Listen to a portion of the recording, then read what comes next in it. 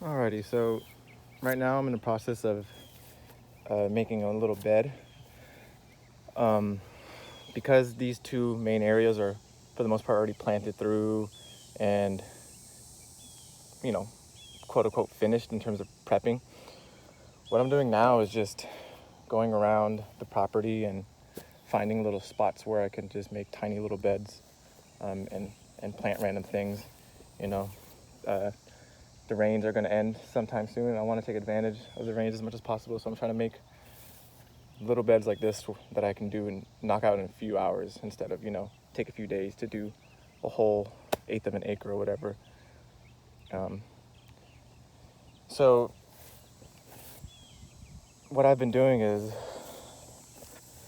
my dad works in marble and granite, so there's a lot of random marble pieces everywhere, and that I've been unearthing, so to speak.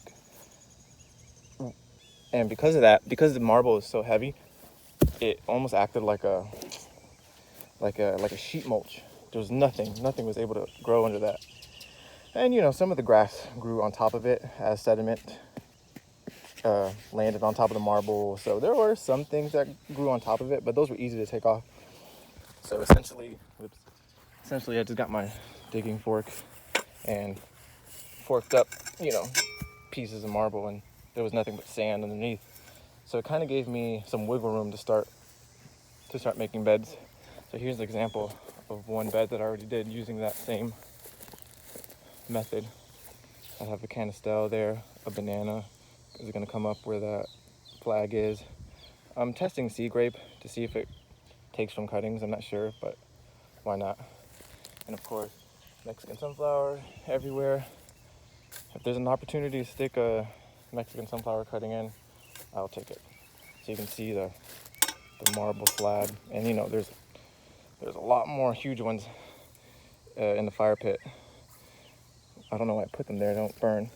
But anyways, I took them out of this area, and like I said, it was pretty much a bare patch of sand instead of this super gnarly, I'm not sure what grass this is, but it has very gnarly roots that are hard to, you can hear that. So the less work I have to do, the better. So shout out to my pops for littering our property with huge slabs of marble. But so I take all the marble out, dig up the rest of the sod, the bunches of grass, throw them out into the forest, and I dig canals. I like to dig little mini canals around the bed and elevate the bed. And in the canals, I put just wood, chunks of wood, not to many functions. It's long-term fertility for the bed. It kind of helps create a bank so that this doesn't slide down. And it just helps me define the edge. And here's some chunks of, it's not banana, it's the ornamental bird of paradise type stuff. It came in my mulch load, so why not use it? So I split them in half and also added them to the bank, to the edges. And then after I do that, I take in loose mulch and then cover all the edges all around. So I'm gonna have fat mulch right here, pile. And then I'll put I'll level the surface out a little bit, put finished compost on top, a nice thick layer, and then finish it off with finer mulch, so that seeds don't have a hard time sprouting up. So that's the process of making the bed. And here's again a finished result.